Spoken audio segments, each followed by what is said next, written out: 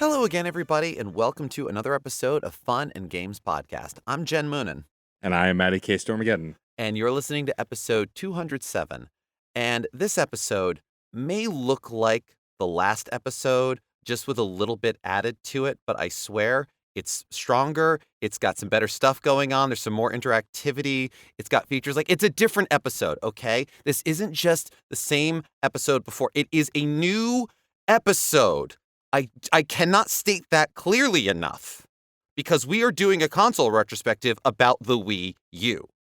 And to help us in talking about this delightful, misunderstood, and underestimated console, we are joined by a dear friend, fellow podcaster of many a project, trivia host, and Wii U wunderkind, Jacob McCourt. Welcome back, buddy. Hi, thanks for having me. Wow, that was an introduction. I usually prescribe to the rule on podcasts where I try not to say anything or even make a sound until I am introduced or spoken to. But god damn, that was a good introduction. Holy moly, you sure got me. What system are we talking about? We're just adding a little thing, the letter U on it and some extra functionality. We're going to do a whole presentation about it, and then later that day have to clarify to everyone that this is a new thing. It's not just the controller. Hold on, it's just not a tablet I add to my existing Wii? The Wii U is not, in fact, the tablet itself. Oh no. Yeah, no. Right? Very confusing. So ridiculous. I actually forgot about that firestorm until you brought it up. But anyway, yes, as Jen said, we are covering the Wii U. And before we get off and running and talk about our personal history, and this is one of the last consoles that you fuckers are going to dampen me with that I have almost no experience with. I am still considering pulling consoles that I have no experience with, just so there's an excuse for us to be like, what's up with the Neo Geo Pocket? But until we get to that, this is one of the last ones. Although I do have some experience with this one as opposed to the Sega Saturn, where I just blinked most of that episode and let Jen and Chris handle it. But with the Wii U, it was, of course, released in North America on November 18th in 2012, in the PAL regions on the 30th in 2012, and then in Japan last, which is interesting to me, on December 8th, 2012. This was an era where we were starting to see more regularly mid-cycle refreshes, HD versions, or upgraded consoles. The Xbox 360 did it 5 times. We covered that in that episode. Right. And so when this was announced, they showed off the tablet, and everyone's like, wait, I don't understand. Is it separate? Is it new? The funny thing after the fact now is it's clear the Wii U is the mid-step to get us to the Switch, which is still one of my favorite consoles of all time. Yeah. But it is very funny to me, there are folks who are new to gaming who will get confused by certain announcements because they're just not used to the cycle and the way this stuff is discussed. But with the Wii U, it was one of those rare instances, major publications had no idea what they talked about. And that doesn't really happen anymore in this age of the internet. It was kind of a time capsule then for that. I mean, the Gamepad is a cool feature and is absolutely something that is different from a lot of other consoles in much the same way that motion controls when the Wii first came out before Kinect and the PlayStation Move and everything else was unique and introduced new forms of play. They were focusing on that and riding the branding of the Wii to keep that same audience. But not since they put Super in front of Nintendo Entertainment System have they caused consumer confusion like this. And that was back during a time where it's well, my kids already have a video game console. Why do they need another one? And this was also released a year before the next consoles for PlayStation and Xbox as well. So furthering the confusion. The thing we maybe forget sometimes is that Nintendo was also coming off the monumental huge win that was the Wii and the DS. And the Wii particularly permeated culture and normies in a way that video game consoles, I don't think, maybe top 3 that kind of permeate the culture. But this thing was in nursing homes so that the old folks could play the Wii bowling, right? And so people were saying, I buy 1 or 2 games for this thing and I just pull it out and play it like a board game. And wait, what do you mean this is a whole new console that's $299? It's not just a tablet add-on? I don't understand. It's mass confusion to the point where Nintendo stock price took a hit when they announced this thing. Yeah. And it's something we'll Mhm. never see, to your point again. It's something that is confusing. If there ever is confusion about a console these days, the confusion lasts 24 hours, not the mass Yeah. hysteria that was the Wii U for days. Just understanding, wait, is it an upgrade? Why are they saying, why is it a Wii? Why is it a U? What does the U stand for? What does the U stand for? Unlimited. That's it. Yep. Unplugged. Ultimate. Yep. There's no uh-huh. wires. I mean, it's wireless. unplugged. Yep. First Yeah, time it's exactly. been It's all wireless in wireless. gaming. Well, it's funny. I mean, we'll talk about this more when we eventually do cover the Switch, which everyone keeps voting no against because it makes them feel old, and I get it. But like, if you remember the Switch launch, like the commercials, in the commercial, they showed it being docked, undocked, like, and they showed Breath of the Wild on both versions, on the TV and on dock. They made it very clear what that console did, which is definitely a learning from this. Before we get to in the weeds about this console, in the weeds, sorry. Good. Yeah, let's talk about our personal experience. I'll go first because mine will probably be the shortest. So I never owned the Wii U. I mean, during that confusion, like I remember watching everything go on and like then seeing the games that were coming out. I was like, well, I can skip this one. And I had just gotten a 3DS not long after, and they were kind of in step, and handhelds were always my preference. So, for one, most of my experience with the Wii U's library is actually on the Nintendo Switch. I bought a lot of games. Some games I forgot that were actually on the Wii U first, stuff like Bayonetta 2, I've played on Switch. But my heavy handed amount of experience, besides going to some friends' houses, was the job I was working at the time. It was a marketing firm. It was like a startup kind of vibe. So they had like a foosball table and a kitchenette. And in the like lounge area, there was a Wii U with Mario Kart 8 and Super Smash Brothers when it came out. And so I played almost every lunch break those two games. And occasionally I would like rent something or like borrow something from a friend to bring to the office to play, or people would buy games for the office. Like I think I played the Yoshi game that was on it as well. That's my fondest experiences with the multiplayer experience. But like I think my fondest experience during the Smash Brothers era, and we'll talk more when we talk about that Smash Brothers, is I used my 3DS as a controller on the Wii U to play Smash Brothers with my friends, which was the coolest thing. We talked about this a lot in the Game Boy Advance episode. Like using your handheld as a controller is still one of the coolest things you can do with a console. And so I was able to do that with the Wii U, but like I never owned one of my own. I've thought about buying one since, doing the Jacob McCourt route or the Dave Jackson route. Dave was giving me shit in his Discord the other day for constantly mentioning him on the podcast. Well, I like him. What do you want from me? But like folks like y'all who are familiar with the system but really leaned into it later, I've thought about that, but I don't really have the space to collect. So that's my story. Jen, let's go to you next. It's funny, there are certain consoles I remember in your history we've talked about in depth that I know when you had them. The Wii U is one of those that I can't recall when you got it. Yeah, because it's hilarious. This is Here we because go. the Wii U came into my life in a truly unique way. For me, it was a wedding present. Wow. Oh, yes. Okay. That's right. So when the Wii U first came out, it came out in two models. There was the white 8 GB model that was just the system and that much internal memory. And then there was the like premium or deluxe model, whatever it was, that was black, 32 GB storage, and came bundled with Nintendo Land.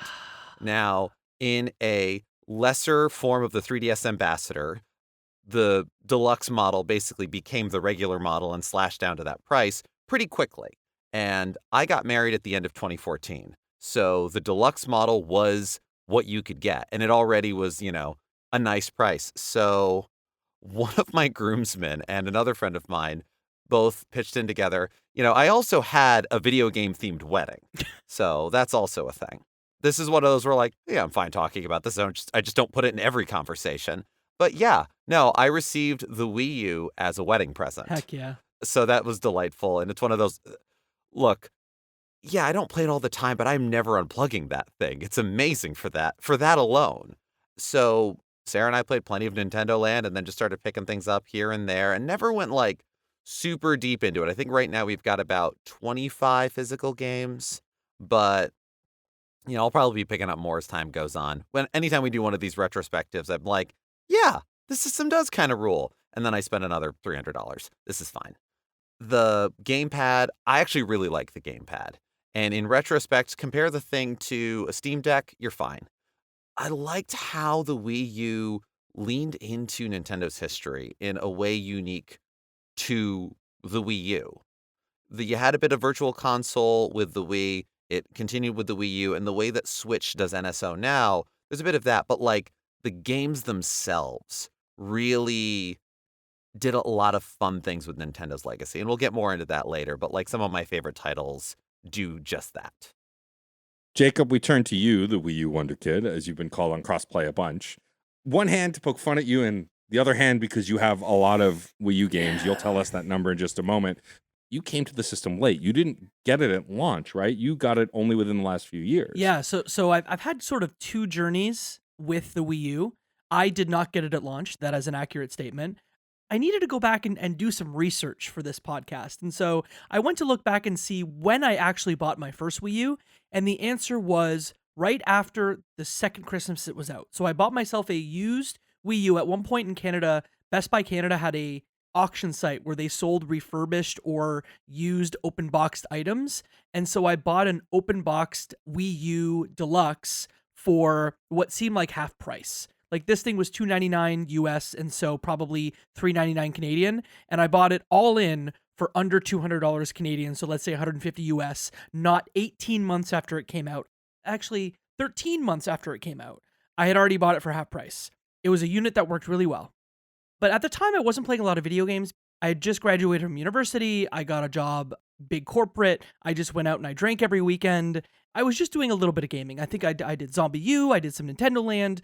But my love for the Wii U really came much later when I accidentally came into buying 10 Wii U consoles by accident. Accident. Heavy finger quotes because we're not a video podcast. Accidental. Yeah, there's a college in my town that has an esports program, and they had Wii U's that had Smash for everyone to play. And so they had about 12 of these consoles. Well, they upgraded them all to Switches, and then they were selling their Wii U's. I just so happened to be there when the program coordinator was like, "Hey, so I'm trying to get rid of all these consoles, like I'll buy them. How much you want?" I said, "How's $20 a console?" And so I got 10 Wii U systems in various aspects of disrepair, and most of them worked, but they were stickered and they looked gross. But I ended up having at one point 11 Wii U consoles. And that's what really set me on my journey to say, I have all these consoles. I'm going to sell them to be able to fund the journey to buying the entire Wii U North American set. That's amazing. Yeah. And I would qualify that as accidentally buying 10 of them. Uh-huh.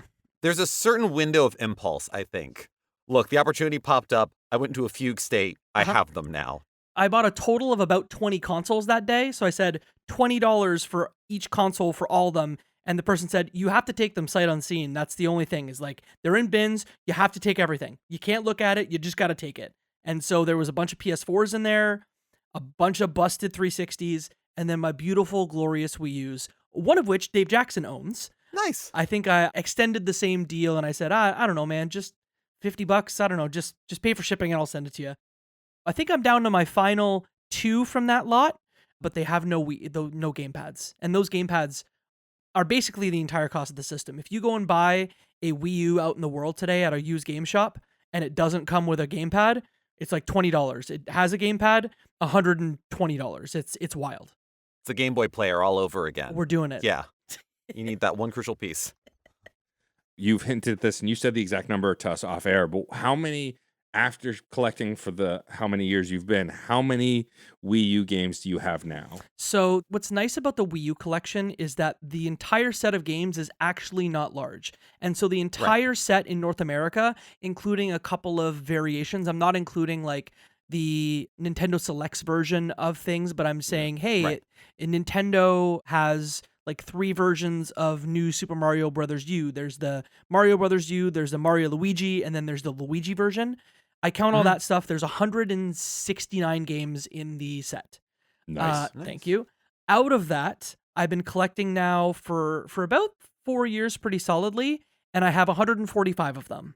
So I am down to the final 24 Wii U games to get, but I'm at the point now where I have, let's call them about 6 grails that are a little pricey. I have 5 of them left to get, so it's going to be a pricey last year, I think. Every console has usually no more than 6, more like 4 games that are just like, why are they this expensive? Why are they? I know why, but they're not worth that. But if I want it and people who are selling it know that you want it for that reason. So they've got you by the gamepad there. Thankfully, the price of Wii U games has come down over time. I'm sure we'll talk about some of the most expensive games, but just to say the ultimate is Devil's Third. That's a Team Ninja joint that I don't even think is a very good game to play. But that game got up to like about $700 during COVID for a US copy of that game. I believe it is down under $250 now, but that's still a $250. That's a game I'll have to have a conversation with my wife about before I buy, you know? I mean, legit. Yeah. I'm looking at price charting right now. A complete in-box price is listed at $231.92. There it is. And that is the most expensive one. It is just under the Nintendo Wii Amiibo kiosk. Mm-hmm. Which, look, your boy's not going that far. Yeah. No, that's a whole other thing. Like, look, a game is just an entry on the shelf. You're going to need a new room. Mm-hmm. Yeah. It's funny to look at the Wii U as it is now because it was the first for a lot of things for Nintendo more recently. Like Nintendo hadn't had a ton of backwards compatibility, some like with the handhelds like Game Boy Advance to the DS, but then lost it to the 3DS, but then the 3DS worked with the DS games, and like so the Wii U worked with the Wii games, and now we have the Switch and Switch 2 which work with each other's games. Never like a linear path for backwards compatibility, which most consoles don't have anymore. Certain PlayStation 3s had it, and that's I think the last time really that we saw that. I think the Xbox One also did it pretty well later after they like updated the software. But this was also like the first time that the Nintendo environment had like a dedicated online service. You know, it was meant to be online from moment one. The games required it. The Wii had that too, but it definitely was like an afterthought in how well it worked, whereas this was designed for that. Also, some of the largest amount of hardware like controllers, because not only did it use everything the Wii used, but also had the gamepad in addition to it. We should talk about the gamepad for a minute. Yes. So this is the elephant in the room. So the Wii U, if you've not seen it, you should Google a photo, but the main controller for the system is a gamepad that basically looks like a prehistoric Steam Deck, right? Like it's big, bulky, has a screen in the middle and the analog sticks, and the design of it is a touchscreen gamepad where one player could play on the gamepad and one player could play on the TV, and you could do stuff. New Super Mario Brothers used it a lot, and you could like place blocks or platforms, whatever. And then also you could use the gamepad as your TV essentially. It's like the predecessor to the Switch where you could keep the TV off but play your game just on the tablet. You couldn't take the tablet anywhere except like maybe to the living room from the bedroom. Yeah, it had some distance. Yeah, it had some distance. It wasn't meant to go super far, basically the same distance that any of your wireless controllers would go. And a lot of the first-party Nintendo games, and even some of the third-party games, tried to find ways to make this work. You know, some of the most famous examples I mentioned, New Super Mario Brothers, Zombie U made when you were looking in your inventory, you were looking down at the gamepad, and then you would look up to a zombie biting you in the face. You know, things like that. What kills me about this idea going from the Wii to this is like, it just feels like a downgrade as much as I love that it's the middle step to the Nintendo Switch, which again, I love. While the Wiimote waggling got annoying after a while, it was still one of the most innovative things Nintendo ever did. And then they just kind of moved away from it. And like you could argue the Joy-Cons still have it, but it's definitely not the priority it was on the Wii. Every time I held the gamepad also, it felt like the cheap plastic it was. It didn't feel good. And it's funny thinking on all of those points. Like, first of all, considering how weighty like some handheld tablet style games are now, like we did mention the Steam Deck before, holding the Steam Deck for a while can get exhausting on your hands. Whereas, yeah, the light plastic, considering that it's a Nintendo thing, so smaller hands, whatever else, it's much lighter. And hilariously, yes, it is a precursor to the Switch. It's also kind of the precursor to the PlayStation Portal. In that way of it is your TV away from it, so people can, but the console has to be on, et cetera, et cetera. There was a lot of fun things that were used with it, and having touchscreen controls like that for a console system was kind of great. Like, I loved using it for Captain Toad. I loved using it for Mario Maker, Kirby and the Rainbow Curse. I haven't played enough Wonderful 101, but they really tried hard at the beginning there. It's a concept that should continue to be explored, but It also, in effect, well, one, it let us have DS games on the TV, which is super cool for the Virtual Console. And it's somewhere between the promise of the Game Boy Advance Game Link cable for the GameCube and a little bit of in the way that the Game Boy Advance was the handheld counterpart to the GameCube in that order. This felt like the Wii U was the counterpart to the 3DS. Yeah. It's funny because the Wiimote sort of felt like a toy. I think of Little Tykes often when I think of this era of Nintendo, Yeah. where the Wiimote, very toy-feely, but I think as soon as you put a screen in the middle of it, that's when it graduates from being a toy. And I especially felt this way holding the triggers, the top triggers and the bottom triggers on that thing, and how the buttons themselves were sort of, I don't want to use the word smushy, but they didn't even really feel like I think of a Game Boy Advance SP and how that thing has nice solid clicky buttons.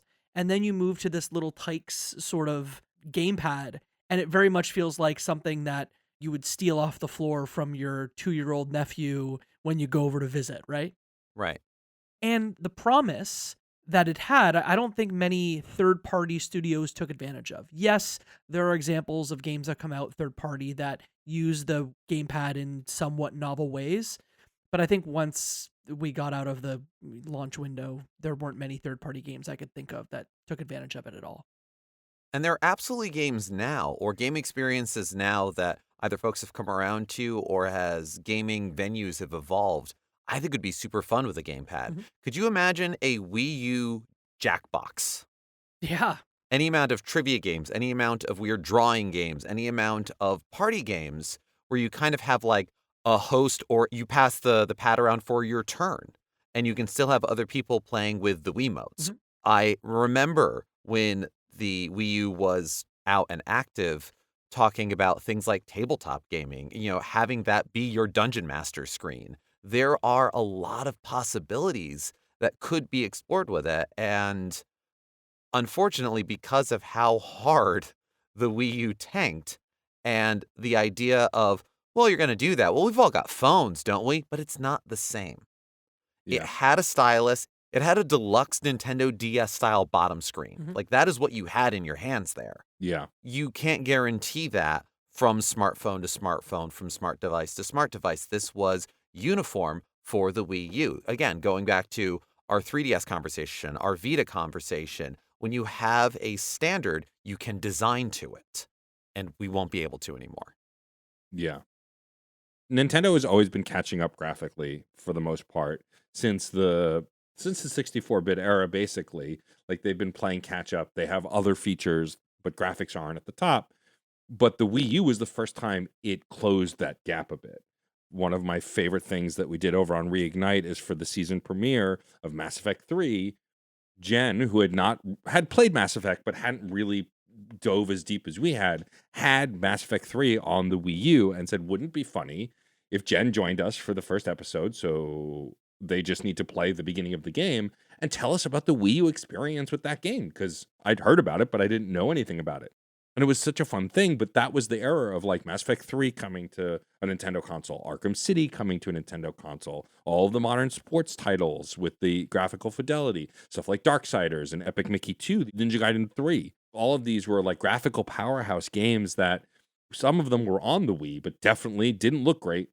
Whereas here, they started to look closer to at least the 360 era, not necessarily current with the era it was released in, but that half step towards more HD fidelity. And it's just such a weird, interesting middle ground in their life cycle, because also, while they did have some third party and more third party than the Wii, it's still nothing compared to the Switch or the Switch 2. Like third party was still like, well, I don't know, what do we do with the tablet? Big juggernauts like Call of Duty and FIFA and Madden figured it out. They put something out. But like smaller AA and AAA studios that were third party, like, what do we do with this gamepad? How do we utilize it so it's not just kind of a useless piece of hardware for our game? Part of this was the Wii U was using a lot of similar architecture to the Wii. It was still using a PowerPC processor. It was still doing a couple of things that held it back, which also didn't help the whole idea of is the Wii U just the gamepad feeling. Yeah. I don't know. I feel like the gamepad is so much easier to utilize from just a pure idea standpoint than fitting motion controls on it. Like, I Yes. remember when Marvel Ultimate Alliance came out and it had the Wii version, and like you could do all the moves to like different motions and things. That was cool for about 7 minutes. Yep. Yeah. Maybe 8 if you really like Spider-Man and there's the lasso bit where you could spin the Wiimote around. Not a great return on investment there, Mhm. but you can still do a lot with that gamepad. And much like the 3DS, Jacob, like you were saying, like putting the screen on it elevates it. It stops being a toy and becomes a device. And you only have to really utilize one piece of the device to make it feel justified. Like just having the heads up display for Shepard on the gamepad felt so fucking cool. Yep. And having shortcuts for some of your special moves to be able to use those, right? Yeah, and getting to use, having the touchpad like that. PlayStation's had touchpads on their controllers for a couple of generations now. Not as accurate as just looking at a screen and pointing to it. Mhm. And while there is still a touchscreen aspect to the Switch, they do not utilize it in the same way. And I feel that that is to a detriment, certainly for some of the games that are carried through. Like, we got The World Ends With You on the Switch. I would have loved to have seen it done Wii U style. These are shoulda, coulda, wouldas. It was so interesting at that time because if you remember correctly, like iPads were also becoming way more Mhm. They common were to gaming have. devices at that point. And Yeah. Right. also, there were television programs that were trying to take advantage of the second screen experience. That was kind of the first era where Yes. people were like, hey, HBO is going to put a map of Westeros on Game of Thrones. I think it was a little bit after the Wii U, but like think 13, 14 era. But what if as you're watching, you'll be able to download this app and follow exactly where the characters are in Westeros because you can't remember, but the iPad will do it for you. Some of these Mhm. companies really invested. We talked about Mass Effect, the Arkham City Armored Edition.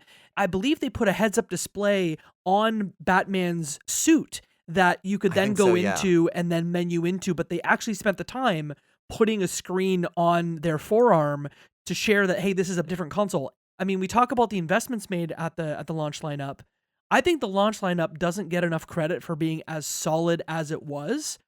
If you're a Nintendo fan and you've had the Wii, which I'm sure had tons and tons and tons of games, but it didn't have the hot newness. So if you were going from, Wii to Wii U, this was kind of the first time that you were going to get to play a couple of these AAA Assassin's Creeds, your Arkham Cities, your Mass Effects. So it's a weird mixed bag, this Wii U Yeah. launch lineup and the second screen experience.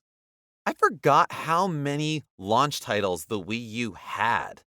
A bunch of them are very much like how the Switch 2 launch felt, where it's kind of a, well, yeah, you're just kind of bringing that thing forward or you're bringing that to the Switch or whatever. So there again, the Wii U was hurt by that also ran feeling. But yeah, no, this had Assassin's Creed. This had Ninja Gaiden. This had Mass Effect 3. These were all, yet again, ways of showing, hey, Gamepad, look at what we can do with it, everybody, please. 32 launch titles in North America. It's pretty wild. Yeah, I mean, I think the console, just based on what I observed, really hit its stride with games that I talked about earlier. Stuff like the simultaneous relaunch of Super Mario 3D Land and 3D World, both versions of Smash Brothers Wii U and Smash Brothers 3DS, which is the only time there have been two versions of Smash Brothers in the history of that franchise. And the first time Smash Brothers was on a handheld, Jen and I lamented often during the 3DS episode, we miss dedicated handheld ports. And like, that was the ultimate version of it long before we got Smash Brothers Ultimate, and the integration of using the 3DS as a controller to play with your friends on Wii U was like that next step that then didn't go anywhere after that because we moved away from that stuff. And we didn't even do a third screen experience when you brought two screens to the big screen. Come on. How many screens? It's right there. So many screens. We do third screen experiences all the time now. Yeah, I mean, I think also Mario Kart 8, I mean, obviously now Mario Kart 8 Deluxe on the Switch is like one of the best-selling Nintendo games, I think, in the history of the company. But like, it started with this original version. Like, I think it's the first time we had the hovercrafts and the bikes, I think had been before, but the hovercrafts and the larger stages, like, it really kind of redefined Mario Kart. And while I love Mario Kart World, and I think it's a very well-made game, there's something about 8 and 8 Deluxe that just feels so core to the experience of this console and utilize the gamepad stuff and multiplayer as well. Like Mario Kart has always been a big franchise, but I feel like the Wii and the Wii U multiplayer experience, the steering wheels, all of that really elevated that franchise in a way that is why when other people were like, I don't understand why the Switch 2 is launching with Mario Kart World, I went, oh no, it makes perfect sense. Disappointing for some folks, but like totally makes sense from like a gamble perspective of like it'll sell the system, because from Mario Kart Wii on, those games have been system sellers and back-end games. Can I bring up an upsetting point though with this game specifically? So yes, best-selling game on the console. It sold over 8 million copies. I'm sure we'll talk about the actual sales of the console. That is a very high attach rate, but I believe that is the first game that came in a red case. All the other games came in blue cases. I think there were a few other games that had red or a green case, but you couldn't even stick with a blue case out the gate? Come on now. Nah, Mario. Mario. Is Mario blue? No. What are we, Sonic? Got him. We go fast on hovercrafts. I think that the thing that you could forget, not having owned a Wii U, like say me, is that there were a lot of solid titles that, like, I wouldn't get to play a lot of these titles until they went to the Switch, and they're awesome on the Switch as well, but franchise-defining games on this console. But it's still the butt of every console buyer's joke because it just underperformed. Not only did it underperform hard, full stop, but especially compared to the Wii, which, like you were saying, Jacob, was a cultural event, was in every home, was in places where games normally weren't. And this just bounced backwards the other way really hard. Yeah, the Wii U drowned in Nintendo's own blue ocean, to really be goofy here. Thank you. Yeah. Thank you. That was for the both of you. If anyone else enjoyed it, I'm happy, but that was for the both of you. To make a point of comparison, without even quoting figures, the Wii U is only considered the worst selling Nintendo console if you ignore the Virtual Boy. That's it. That's true. The only one that has been a bigger commercial failure. Critical notwithstanding. There's a wide gap there, but it lives in that gap. I do want to commend Nintendo for taking some chances on, I think, Matt, you mentioned launching new franchises out in the world. Thanks to the Wii U, we got Splatoon, we got Mario Maker, NES Remix, and I believe this was also the first, like, Captain Toad came out on, I think, maybe Wii U and then 3DS later. So it's not like it was a console that came with no new franchises or innovation from Nintendo. It's just that those are typically forgotten because then they ended up on Switch later. And you said, oh, Captain Toad, you mean the one I bought on the Switch? No, my friend. No. That's a Wii U treasure. Yeah. Spin-off for franchises also debuted on the Wii U. I think of Hyrule Warriors. Muso games had been around for ages, but Nintendo having Muso games debuted on the Wii U. I think of Pokken Tournament, which again also came to Switch, but like a Pokemon fighting game. We hadn't had one of those since Stadium, and it's a different kind of game. Also, like, they took a lot of risks with this console. One of the best Donkey Kong Country games ever made, which again I wouldn't play till the Switch, Tropical Freeze, came out on this console. And to this day, I think across most folks who love that franchise agree that Tropical Freeze is one of the best basically ever. You know, Bayonetta 2, it was the Wii U exclusive title. First game was multi-platform, didn't sell well, and Nintendo basically went, well, if you make it for our console specifically, we will help fund the game. And it's why we have, for better or worse, Bayonetta 3 as well. So many games, Rayman Legends, like, era-defining games came out on this console, and a ton of people didn't play them until they went elsewhere. Right. And there were even games that, whether they were genre-defying or whatever else, they were still fun experiences. Say what you will about where the Paper Mario franchise has gone, but Color Splash actually was delightful. Sticker Star kind of got a little too up its own weeds, but Color Splash just had a lot of good goddamn fun.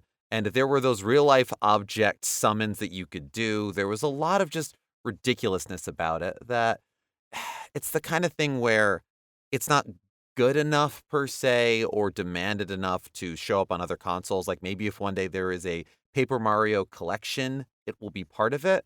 But it lives on the Wii U. And I think that's a little sad. Yeah. I mean, that's another thing you remind me of, Jen. to this day, people are crying for games that are stuck on that console. It's funny with all of the Zelda anniversaries and remakes and all this stuff. Two of the best versions of two really unique Zelda games are still trapped on the Wii U. The Twilight Princess and Wind Waker HD remakes are stuck on that console and considered to be the defining versions of those games. Yes, they are. Wind Waker on a Wii U, you want to talk about, what's the gamepad good for? Sailing. Can I tell you one other thing that the Wii U gamepad is good for? Amiibo.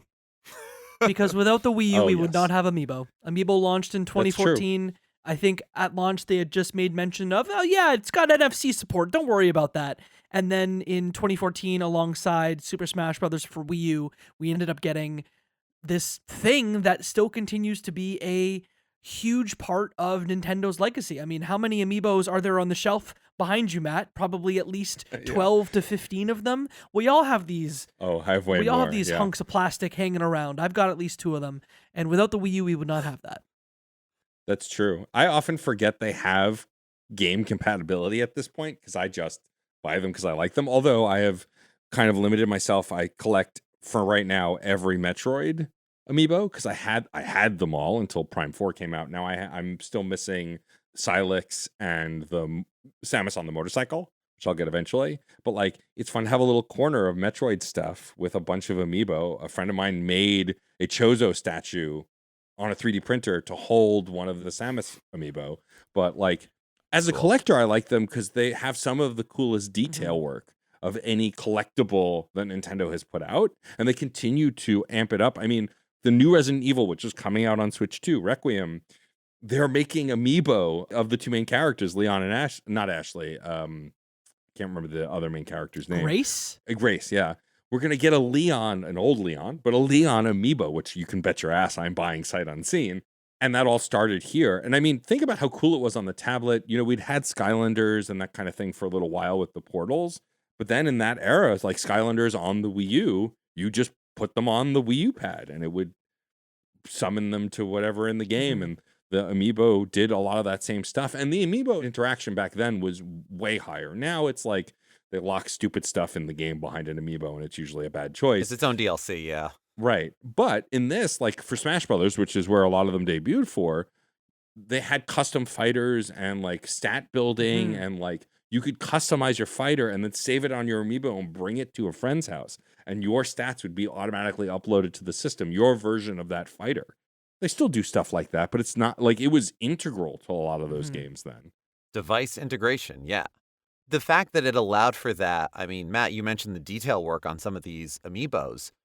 It's kind of a nice, it's like a handshake. They feed into each other where you can justify, making the toy a little bit nicer, a little more collectible if it has the functionality within the game. And if you get the game, then you're going to buy the Amiibo to work with it. And it's a synergistic business practice. But you also raise an excellent point that there are a lot of them. And you have to draw a line kind of in how far you're going to collect for that, like either by franchise or by number. And in my household, that number is 0. We have no Amiibos in this house. We only have so much space. My God, we have so many games. We cannot buy Amiibos. If we get one, we're going to buy all of them. At this point, I think if someone were to give me an Amiibo, it would be almost tantamount to an act of war. That's good to know, Jen. I know.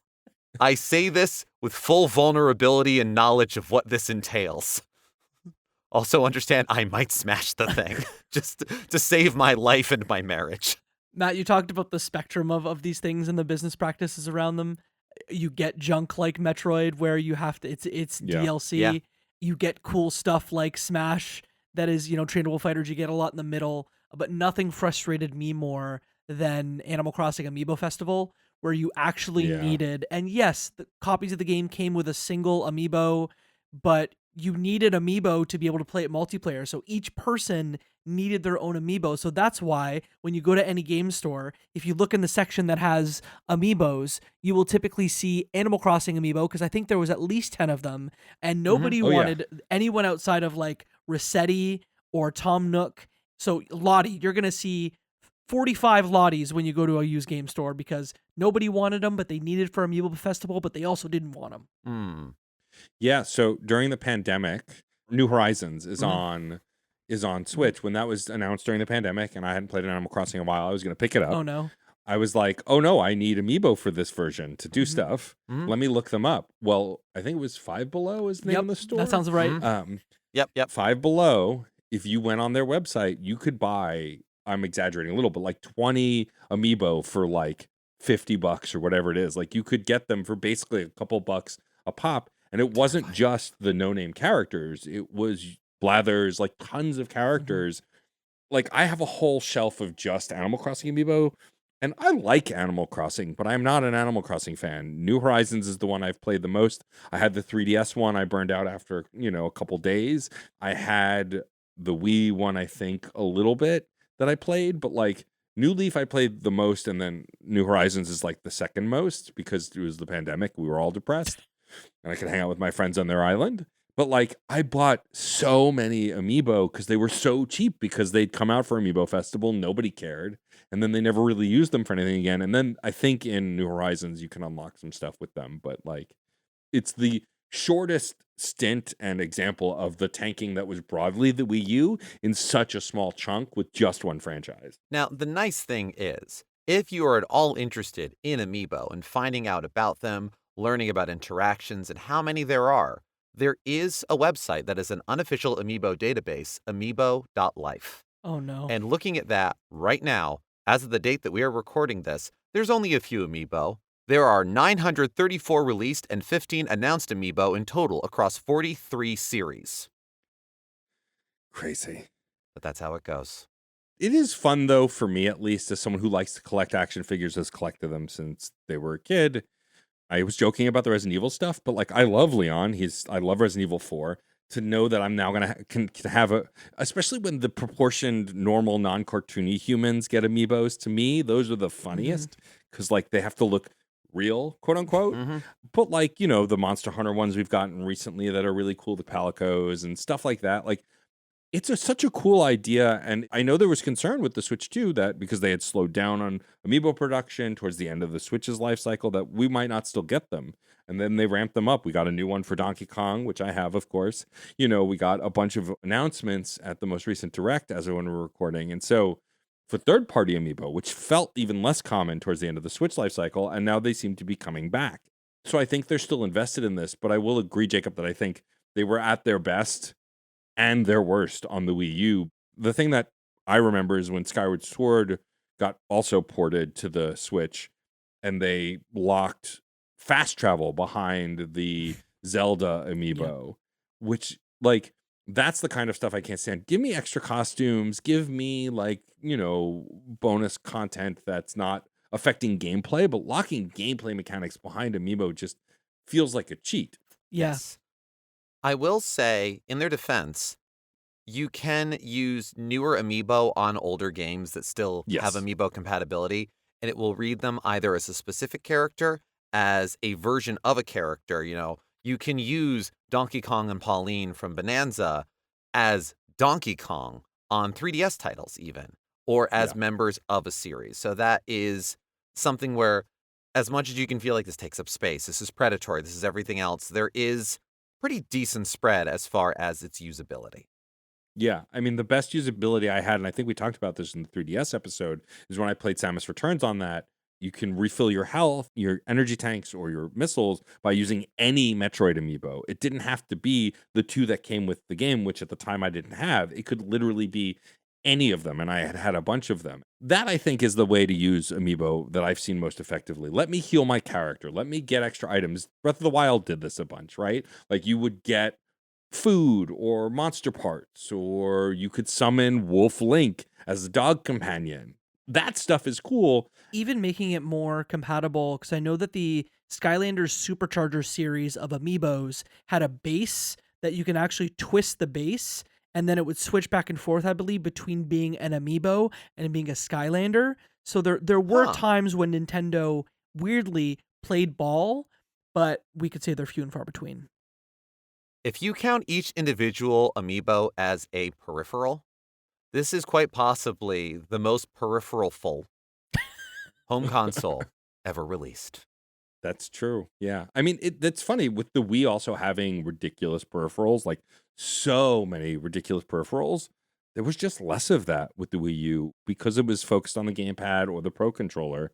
Like you could use the balance board and some other stuff from the Wii, but beyond that, I think there were third-party versions of the Pro controller, but there were, as far as I recall, zero third-party tablets because that was core to the console, which is so weird for a controller because every console before and since have had bizarre, good and bad third party controllers, but the Wii U really didn't. But it would be tantamount to releasing a third-party DS. Yeah. Yes. I think there might have been a tablet for the U-Draw that connected to the Wii U, which Oh, technically yeah. is a tablet if I'm being a real stinker, Matt. But Yeah. yeah, there's no third-party gamepad. I'm sure they didn't even want you wrapping it in, because you remember with the Wii, the later ones came with those little Wii condoms. I'll just call them what they are. I'm sure Nintendo was like, you will not put Had a a better name, third-party yeah. condom on this beautiful gamepad. You will put a Wii Phylactic on it and like it. I do have a very important question for y'all. We're talking about the lack of first-party accessories because the gamepad did it all. Did you ever make a Wii U phone call to another console? I think it was called WeChat. But did you ever make a phone call to a friend? Did you phone a friend? I did No. not. Okay. I No, mean, I didn't even. the joke Yeah. is, how many of my friends had a Wii U? Oh, got Yeah, him! that's true. I didn't want to, but I got them. Yeah, that experience to do a call is probably the worst experience you could ever make I don't think there's a worse experience making a phone call, but it's essentially like, imagine the worst version of Skype back in 2013 that takes 2 or 3 minutes to Yeah. load into. Then you have to put in someone's Nintendo ID. I think then they have to accept because, Nintendo's protecting their users. And then from there, you Fair. can just have a phone call where maybe you use a pencil on their face. That's it. Maybe you move the screen and it looks like water, and that's kind of the whole thing. What this is telling me, this has been percolating in my brain this entire time. The Wii U is the most Sega console that Nintendo ever released. Correct. Yes. Like this had Without some a doubt. 32X ass confusion, North America first ass backwards release date, weird ideas, confusing marketing.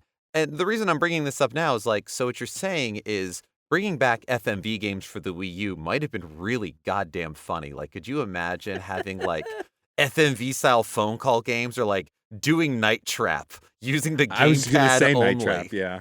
Yeah. That would be awesome. Would it be good? That's not No. important. Would it be entertaining? Yes. Yes.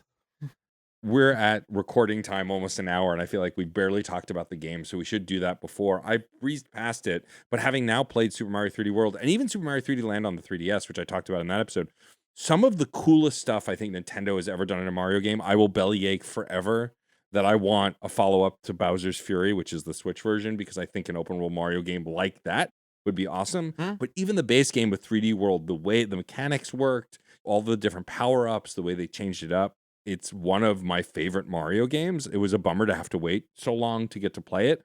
And then I alluded to this before. I didn't play Tropical Freeze till much later. But I think that is just one of the most fun Donkey Kong games ever made. They really leaned into it. Donkey Kong Returns is a fun game. I've played it several times since, and I like it. But I think Tropical Freeze is where they found their stride. The music's incredible. David Wise was back in full swing at that point, making music for the games. What are some of y'all's favorite games on this console? Because I can only speak from the post experience of playing them on the Switch. I didn't play them then, besides the ones I mentioned earlier. I think that it would be criminal of us not to spend time talking about arguably one of the most criminally underrated games in Nintendo's entire catalog, and that is Nintendo Land. I think Nintendo Land, as the pack-in for at least the first run of the console, this thing sold 5 million copies, but it had such fun asymmetric multiplayer games in there, between the one where you collect candy as police officers chasing after with giant forks, or the Luigi's Mansion minigame where some folks are ghosts and some folks are ghost hunters and it's your job to hunt the ghosts, the Mario Chase game in there where one person is being chased by the entire other set of folks, and one set of folks on the gamepad can see the map and where everyone is, and then the folks watching the screen can kind of only see what they can see. It had so many fun little mini games, and I swear I have probably put 100, 200 hours playing this with friends locally. Such a great video game that sometimes we forget about. We forget about. We, you, who, forget about. But, well, and I'd mentioned at the beginning that was the pack-in title when I got one. That's what the pack-in title was. And yeah, I played so much Donkey Kong's Crash Course. Just like Yes. tilting the gamepad around to try to like race. That was, again, you're using gyroscopics. You're using they filled it with little bells and whistles, and you didn't have to use all of them all the time. That would be exhausting. But getting to really lean into it and all of the different mini games that they did, and even the exploration of the park itself was filled with Easter eggs and joy and understanding of where it all came from, a sense of cohesion and history. It was delightful to interact with it even before you started playing the quote-unquote games. And then the games were fun unto themselves, whether for a moment or for an evening. That on its own, yeah, it can't be overstated. And so you have things like Nintendo Land, Game & Wario, NES Remix, and Mario Maker that were all a period of time where you had the friendliness of the Wii, but also a thing of, we are Nintendo. We have so many franchises. We're just making up new ones that are also going to be awesome. You're going to keep talking about. We're just going to play with them like dolls. And now you can play with them like dolls. And let's all have some fun with that together. It was a celebration almost of Nintendo's history that the Switch is aware of but doesn't engage in. I have gone on record about how mad I am about the Switch 2 Welcome Tour not being a pack-in title for the Switch Just 2. ridiculous. And that is because I have played Nintendo Land, and I know how good it can be.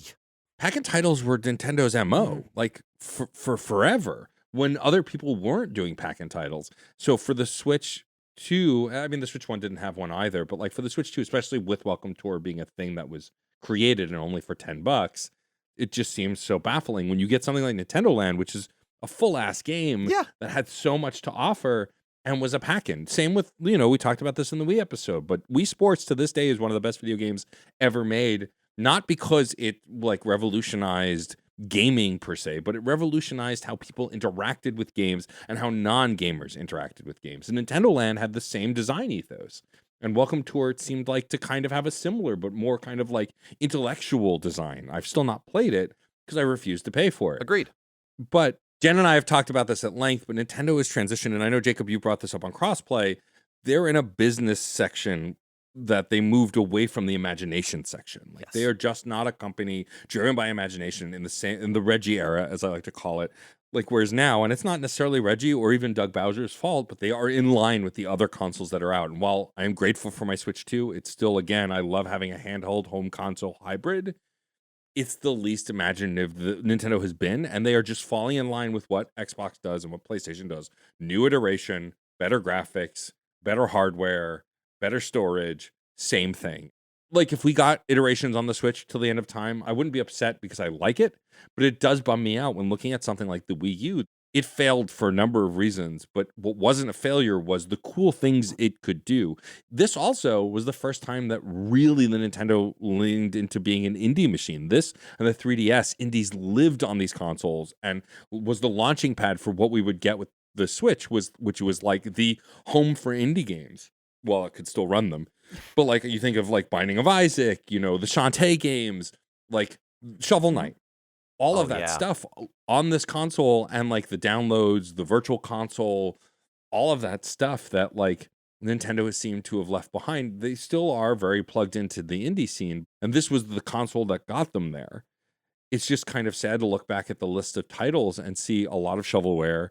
For example, there's Arkham City Armored Edition and then Arkham Origins, which was a different game. But then Arkham Origins Blackgate Deluxe Edition, which was the mobile game that got a console port or whatever it was, right? Like clearly not the most well thought out trajectory. And like Jen said earlier, the Virtual Boy's still worse, although they're trying to rekindle that, but that's a conversation for another time. Jen and I have talked at length about, are we going to spend this stupid amount of money just so we can do a retrospective on this video game console? And the answer is no, but it's tempting. It's a tax write-off. It's true. Even novel indie experiences, Severed, the Drinkbox game, is one that weirdly enough came out very late in the console's lifespan and did crossplay between 3DS and Wii U. So you bought one, you got a copy for both. a criminally underrated game in their catalog. And just one more point on Nintendo Land, just going back a little bit, something that we don't talk about often is that some of those games were 5-player, which also was pretty novel on a Nintendo console, because I don't remember being able to play more than 4 before that. Yeah. And Smash Brothers on the Wii U allowed for up to 8. Yes. Yep. But that idea of like, yeah, you can, oh, have you already got all the Wiimotes from the Wii? Great. Bring them to the Wii U. If they just differentiated the Wii U a little bit, I don't know by how much, and I don't know how much it would have helped. This is all the what ifs that we had in our Saturn retrospective. But the things that you could bring with you like that. And also the use of that, I'm thinking of Super Luigi U having Nabbit. Something that Sarah and I talk about a lot and comes up a lot in other gaming conversations is like the little sibling modes that are in games, where it's mostly a one-player game, but I want to play Super Mario Galaxy also. Great, hold on to this and you can collect some of the stars for me, some of the bits. Having a character that can help out a little bit, that doesn't die nearly as much, it's good, it's chaotic, it's a little wacky and lopsided, but damn it, it's fun. I thought you were going to say Nabbit comes up in your relationship a lot. No. What is between me, Sarah, and Nabbit is none of y'all's business. It's fair. I do want to correct the Totally record fair. really fast. I said 169 games at the start. There's actually 166 games on the console, but I digress. Fun question for y'all. This is where I get into my Quizmaster mode. Do y'all remember the code name for this console? There are some famous ones. If you remember Dolphin, if you remember Revolution, do you remember what the code name was for this one? I don't. This, my friends, was Project Cafe. Ooh. Oh, I don't know that I ever heard that. Funny enough, they had cute little names or IBM and AMD for the actual nicknames for the parts that go in it. So the nickname for the processor originally was the Espresso, and the GPU by AMD's nickname was codenamed Latte. So we had some cute fun with it. The other question I want to ask y'all is just around the top 5 games, if you had to guess them. Fun fact, the top 20 games that came out with the console, all of them are published by Nintendo, all top 20 Nintendo. But if you had to guess the top 5, what do you think they are? Nintendo Land. That is number 5, yes. I'm Mario Kart 8. That's number 1. But can you guess 2, 3, 4? Is Super Mario Maker on there? Mario Maker is number 7. Okay. Okay, close. respectable. Smash Brothers has Smash to be. Brothers yes. is number 4, yes. So you're just missing 2 and 3 now. Okay. Where does Breath of the Wild sit on there? Breath of the Wild is at number 13. Okay. Because it did the split gen thing.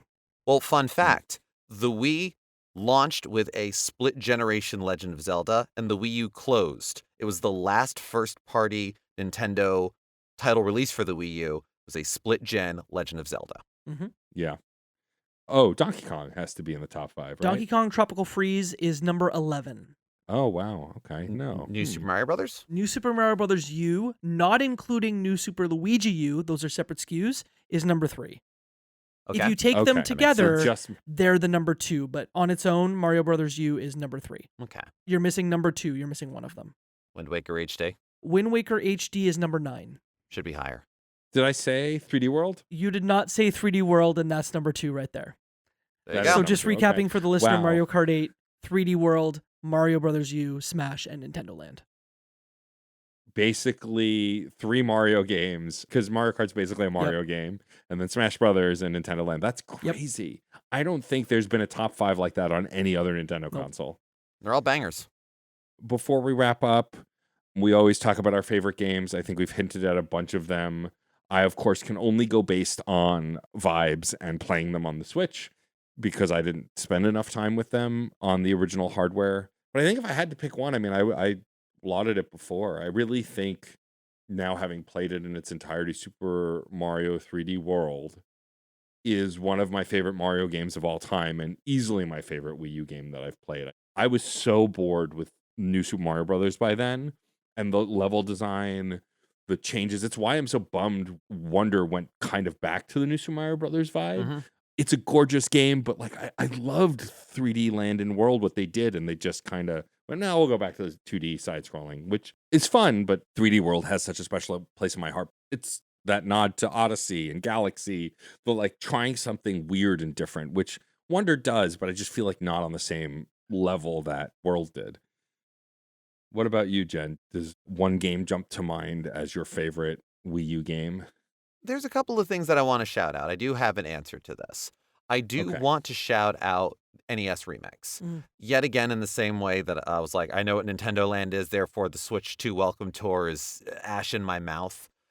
Playing NES Remix Pack and then playing the Switch NES World Championship, like, I know what they're trying to do, and it is very, true to the World Championship style, but NES Remix Pack had fun. It felt like Nintendo sanctioned ROM hacks. It was incredible. I think if I had to pick a single one, it would be Super Mario Maker, where yet again, you can design your own levels, you could play all sorts of levels. It was Nintendo sanctioned Kaizo, and again, further ROM hacking, as it were. Like, sure, we didn't have slopes, but we didn't need them, damn it. We had other weird things. You could make a shoot 'em up out of the clown car. You could make auto runner levels. You could make music videos out of the whole thing. There were dungeons and puzzles and everything else. You took a fundamental building block of gamer language, made it into an object-oriented sandbox, and gave it to the world. And granted, the Wii U was the smallest world that Nintendo had, but it still had plenty of imagination and plenty of wild shit. So good. And it also, yet again, had great love and respect for Mario Paint. All of the weird little things that it connects to. And you didn't have to have played a single moment of Mario Paint to enjoy Mario Maker. But if you knew, it enriched it. And that was something that the Wii U had. Also, Mii's. I miss Mii's. And I know Yeah. Tomodachi's coming back, but it's not the same. Maybe it will be. And anyone who says Mii still exists, yeah, perfunctorily. Like, I have a Mii on my Switch too, but like I use it for literally nothing. If you don't use it for the icon, it basically doesn't exist. Give me Mii Plaza. Give me Street Pass. Give it to me. I want Street Pass back. We said it in the 3DS episode. I'll say it again now. The Switch 2 with Street Pass would be the best thing ever. I got to Street Pass with the 3DS at MagFest this year. I didn't realize how much I was missing it. Just some honorable mentions really fast that we haven't had the chance to talk about. Pikmin 3, I think, brought the series to a new level. I think Pikmin 4 is a fantastic game, but Pikmin 3, appreciate that it was there. Kirby and the Rainbow Curse is a Yes. cool Yeah. novel. You know, you take Kirby and you do something fun with them. That's kind of the Kirby MO, so it was cool to see that. Jen, I think you mentioned Wonderful 101. Platinum Yeah. Games had this unreal... Just think of the games that came out in like a 5-year period for them. It was like Wonderful 101, Metal Gear Rising, Revengeance, Bayonetta 2, Star Fox Zero and Star Fox Guard, Vanquish. Yeah. I think all those games came out in like a 5 to 6 year period. And to get a game like Wonderful 101 that has been remastered and re-released, just an unreal run. But I think I've mentioned it before. It has to be Nintendo Land. That pack-in, Yeah. I spent too many hours on it not to be the number one, but some fun honorable mentions. You could even use a GameCube controller on Smash Wii U. Great. Yeah. Excellent. I loved the fact that, yet again, the peripheralness of the Wii U, given that it had the Wii backwards compatibility. So you got all of those peripherals, you had all of the amiibo, you had everything else.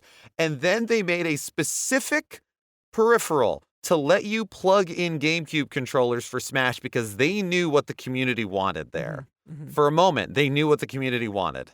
Yeah, it uses several USB slots and is a little unwieldy and strange, but you're going to bring it everywhere you go because you're going to play Smash Brothers, aren't you, nerd? You love Smash Brothers. Take all of the pieces with you. Yeah, you've got that GameCube controller. Bring the little bit of extra. Come on. Yeah, of course we did. Of course I still have it. And that's a tradition that continues. It started with the Wii, and now there's a special edition GameCube controller to go with the NSO version. GameCube controller, as far as controllers go, has like lived on from the GameCube for so long, much longer than other controllers. I mean, the Pro controller is basically the same between both Switch generations, but even still, like the GameCube controller endures and has endured for such a long time. Yeah. We talked about that the Wii U is sort of the proto-Switch, the primordial ooze, whatever you want to do. And the 3DS is also a piece of that and a part of that. And the Switch has done a lot of very cool integration of features, of ideas, of interactions that started on the Wii U and on the 3DS as well. And I love that those have continued on. I love that the Switch allows for a lot of Wii U experiences to not be forgotten and brought forward. But one of the reasons I'm really happy we've done this retrospective and been doing this is there are a lot of rough edges that were sanded off for a better experience and better sales and a smoother transition to a new gameplay style. Sure, great in the long run, good for numbers, but little bits were lost. And this was sort of the end of the Iwata era. And I think that's a piece of it too. Games and gaming are never one person, but some people can define eras. Well, yeah, it's something that Jacob said earlier, like toys. They were toy makers. They were. After the Wii U and the 3DS, they felt less like toy makers and more like video game console manufacturers, right? Which is not a bad thing, but the whimsy of kid first toys, which like games wise they still dabble in, but it's just look, the Wii gave us, and I think we talked about it in that episode, like Baby Mama, where you had a baby that you put the Wiimote in, right? Just weird stuff. And so like this console also like allowed you to do with that tablet weird stuff that Nintendo seems not uninterested in, but definitely less interested than it was in that They're era. Disney now. They're Disney. Yeah. Yeah. Yeah. Wii U gave us Game & Wario, a WarioWare game where you could play WarioWare within your WarioWare while you were trying to hide that you were playing WarioWare in your WarioWare from your in WarioWare mom. As depicted in that one Smash Brothers stage that's WarioWare that most people probably have never played Game & Wario and don't realize that's the mom that's like a horror kaiju outside the window. Incredible. Before we wrap up, Jacob, thank you for coming back on the show. We love having you. You've joined us for tons of retrospectives and other episode topics. Tell folks where they can find you online, places to find you, and stuff to check out. Thanks again for having me on the show today. Always love coming on and talking games with y'all. You can find me on Bluesky at jacob.bsky.social. That's probably the best place. I host 2 podcasts. The Left Behind Game Club, which is a video game book club podcast, been going for almost 10 years now. We just put out a 3-part series around Expedition 33. So if that is your thing, we've got lots of tales around E33. And then I host another show with friends of the show, Luke Lewis and Joseph Hooper and Claire Lewis, called Crossplay Conversations, where we dive in and talk about the latest and greatest, usually in indie games. We just did a giant indie game roundup in our latest episode, and then before that, we're joined by Rogan Plays Games, and we walked through our most anticipated indie games of 2026. So some great content there, but you can find it all on my Bluesky because I can't stop yapping about it. Amazing. Well, now we put it to you, listener. Have you played the Wii U? What are some of your favorite experiences? What games do you think would be really cool on the Gamepad? Have you hacked your Wii U to play homebrew software on it these days? Not that we can condone that or tell you specifically what to do because this is an evergreen kind of thing, but, I've heard some folks do it. What were some of the cool virtual console titles that you would have wanted to check out or did check out? What are some of the cool whimsical Nintendo things that happened? What are some of the experiences that you've missed that have not translated over to the Switch and Switch 2? What games do you want justice for in a new release? Let us know. Tell us. There's so many great ways to get in touch with us. We are Fun and Games Pod across all social media that we are currently active upon. As of this episode, that's Bluesky, Instagram, and Tumblr. You can email us at funandgamespod@gmail.com. Let us know what you thought of this episode, what you thought of previous episodes, what you'd like us to talk about, and who you'd like us to talk with on future episodes. If you have a Wii U game collection that rivals Send it to me. Jacob's, send it to us. We'll send it to Jacob. Send it to Jacob. He can taunt us. I've only got 25 physical Wii U games, so really, the bar is low. Or is it? You can visit certainpov.com and find not only other fantastic Certain POV podcasts, but also a permanent invite link to our Discord server where a lot of these conversations continue, screenshots from cool gaming experiences, games we've beaten, and a lot of topics for this show are generated there or continue after the episodes have come out. If you like what we do and have the means or desire to support us or just want a one-stop shop of all the things Matt and I are working on, we have a Patreon, patreon.com/funandgamespod. There is a free tier, so you don't have to donate anything to get access to the RSS feed for all of our releases or to take part in the polls for what our next console retrospective is going to be. As of the release of this episode, the poll has been active for a little while and it's going to be active for a little while longer. I don't know what's winning right now, but I've got my fingers crossed, and so you should vote for your favorite on there and what you want us to talk about next. But we also are so grateful for all of our patrons, and we want to shout out those on the high scoreboard. Today, the high scoreboard is Alex Lavelle, Case Aiken, Daniel Nyden, Sean Bowen, Film It Yourself, Dave Jackson, Tales from the Backlog, Patrick Edwards, Alejandro Alves, Curly Bright, and Chris Copleen. Thank you so much for your support. Please enter your initials, look at the gamepad to find the letters, but don't take your eyes off the screen for too long. You don't know what's coming. God, sounds like a horror movie. It's Zombie U, okay? All right. Also, it's time for us to start shouting out that time of year, and all three of us will be there. We're just about a month away by the time you're hearing this from PAX East 2026. I got to get all the pieces correct. Jacob and I will both be on a panel together, and then Jacob, of course, is doing trivia as always. Those dates and locations are being finalized, but you can check out all that stuff. Go to Jacob and my Bluesky to see that. But we're going to be at PAX East again. If you're going to be there, please say hi. We're going to be covering games, going to panels, hanging out with folks. Keep your Thursday night and your Saturday night free is what I'll say. Absolutely. Yes, we got stuff going on if you want to meet the folks. I'll be there in the audience, shouting annoying things at you. That's what I'm here to do. Yes.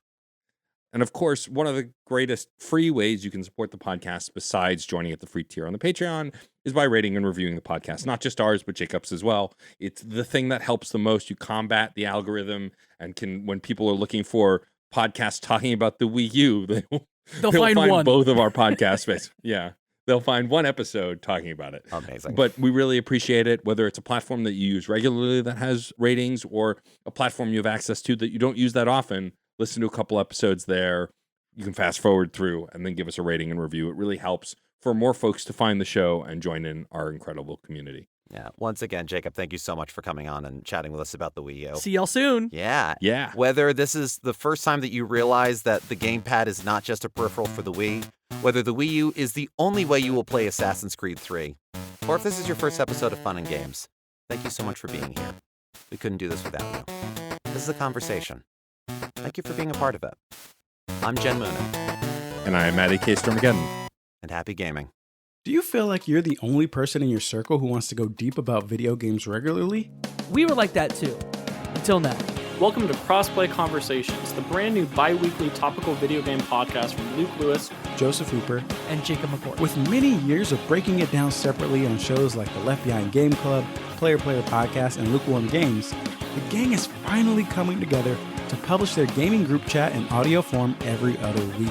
Expect roundtable reviews of the latest games, profiles of upcoming indies, and insightful conversations about essential topics in the video game industry. All with a mostly positive, insightful, and fun style. Crossplay Conversations debuts on August 1st with brand new episodes hitting every other Tuesday. Help us out by subscribing on your podcast platform of choice to get the first episodes delivered straight to your feed. And follow us on Twitter at Crossplay Convos for updates about the show. Cheers and happy gaming. CPOV. CertainPOV.com.